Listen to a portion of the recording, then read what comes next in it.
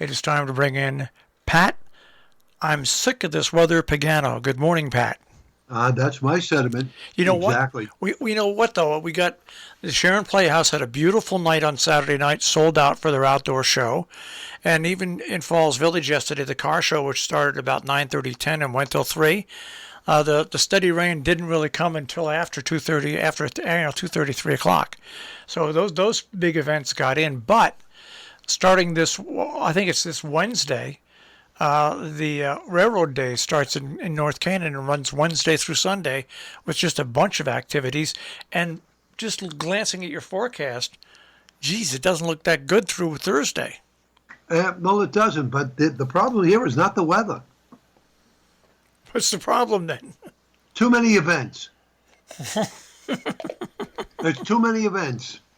You have to go back to last year with COVID and everything being decreased. Then we don't have to worry about it. But just kidding aside for that. But, to put a timing on when and who will get showers or thunderstorms, just impossible. Not in this pattern. It's humid. I don't see a break right through Friday, if not a good part of the weekend. So cloudy and humid with showers and a thunderstorm today. We're under a flash flood watch right into Tuesday, because any of these storms could contain such heavy rain, and when ground's already saturated, there's going to be flash flooding. 70 to 75 today at best. Showers and thunderstorm tonight, mid-60s. Showers on Tuesday, could be a late-day thunderstorm, 75 to 80. Hazy, humid, showers on Wednesday, low 80s. Some sun, showers and a thunderstorm Thursday, mainly late day, middle 80s. And Sunday, Friday, hazy, hot, and humid. Late day thunderstorms with highs 90. Definitely looks like over the weekend we will see another round of showers and thunderstorms. I don't know if it's going to push through Saturday and leave us with a better Sunday, or if it's going to take the whole weekend. All I can tell you is that be assured that things are not really going to turn beautiful, because Pat goes on vacation starting Friday. And Marshall starts his stem cell Surgery, vacation right, starting Friday. Well, the weather is what it is, but like I said, we got the events in. But it did give me a chance to watch Black Widow, the new Marvel release. Right. And it's you know what it's have you ever seen the Jason Bourne movies? Yeah. It's like a Jason Bourne movie. It takes about 7 to 10 minutes to set the plot at the beginning of the movie, and then from then on, there's nothing but action. I mean, nothing but action. Now, if you go into this not knowing anything about the Avengers and Marvel and stuff like that, you won't really be able to follow up the plot line, because you really need to know the whole history of the Black Widow. But if you want to see a fun movie that has lots of action, lots of good guys and bad guys, it's a fun movie to watch. Once again, it was a very good fun, But if you don't know anything about the Avengers, or you've never seen any of the Avengers movies, you're going to be a little lost watching it. Okay. I have to remember that. I don't know if I'm going to have too much time between now and the time I leave for vacation Friday to watch. Well, you can watch this movie. You can watch it. Watch it. You can watch it when you're on vacation when it's raining. Yeah, you're right. You're absolutely right. Did you get to see Unhinged? No, I didn't. Okay, just curious. I've got it on the list. I've got Unhinged and that other one, that series that you told me about. Oh gosh. Yeah, I'm trying to think of it. With the boy, the funny-looking boy. Yeah. So, anyways, I've got that on the list too. Sweet Tooth or something like that. Anyways, Yeah. so I've got that on the list too. What else? So anyway, so it looks like we're just stuck in this pattern then. Yeah, we certainly are. I mean, it's ridiculous. I mean, went to a party Saturday. That's why I didn't go to the lake.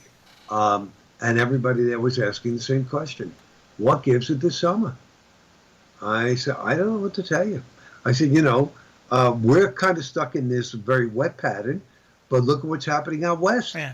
They're stuck in a very dangerous heat wave, and and now fires all over the place. I mean, you kind of wonder what's the lesser of two evils here. Well, I never understood why in this country, if you can build oil pipelines, why doesn't the government invest in infrastructure that runs water pipes from the Northeast down to South? Connect all parts of the country with a huge water transfer system. That when there's severe drought and there's water needed, you can move it around. I'm sure it would cost billions and billions of dollars, but do you know how many people it would employ? And then, do you know how much better it would be for everybody? I mean, it would be amazing. Well, think about it this way. Out west, if they were going to do this and invest in a water system, this water system should not be for drinking. No. This water system should be strictly for, to put out fires and things like that. You have a whole Pacific Ocean. Why would you have to run it from the Northeast? Yeah. You're bordering on the Pacific Ocean. Pump the water out, have big hydraulics and everything like that. And pump water out. Right. And desalination, yeah. Right. And use it for agriculture and fighting fires. Yep. Right. Well, we've got the answers, Pat, but nobody's listening to us. That's the problem.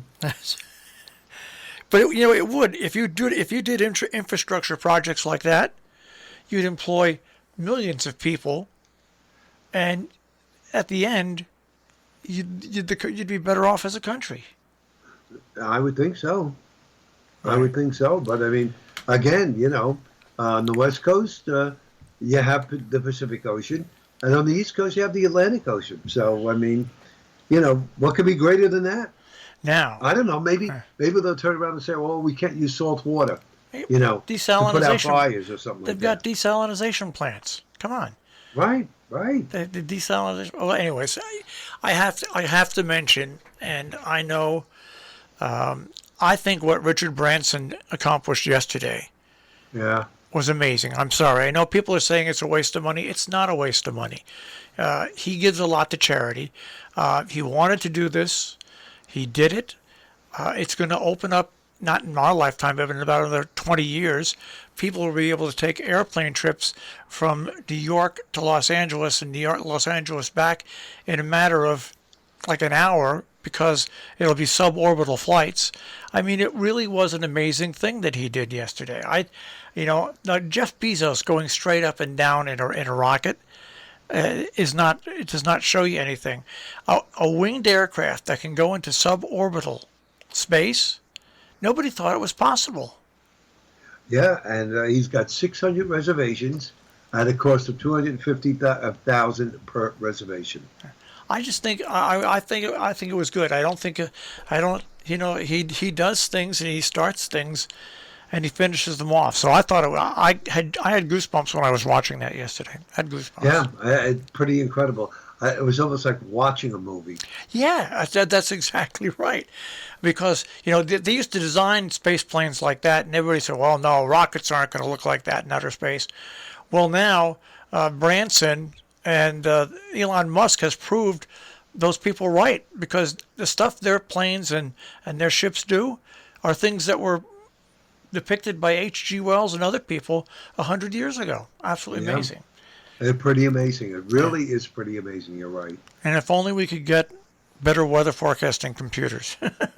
Well, it is getting better, but as you well know, climate change is putting a damper on that. Because there's just some things that that computers cannot account for. Well, that's such as climate change. Yeah, because correct me if I'm wrong. Weather data, when it's put into a computer, is put into a computer over a long period of time, and of course the computer picks up trends, and if the trends aren't the same as they have been for the previous 50 years, it's going to be wrong. It's going to be wrong, yeah. Mm-hmm. Absolutely. Got to tell you, our neighbors down the block, and you're going to say, Pat gets excited about really stupid things, but she put her house up for sale. She sold the house in 3 days. And I was talking to her, and she said, watch out in July, Pat. She said, I'm going to be selling everything in the house, everything. I said, oh, okay, great. There was one thing she had in her house. She had a movie room. and she had a glass table, a round glass table. And the glass table, underneath the glass, was an old film reel from way back. So that's how they made the table out of.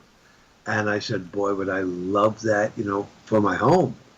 And I said, I got to go. She had to sale this past weekend.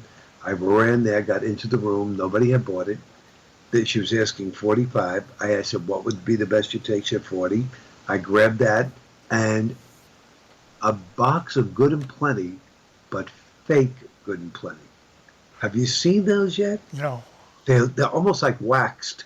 The box lays down on the ground, and the Good and Plenty is falling out of the box, but all of that is waxed, and it's one piece.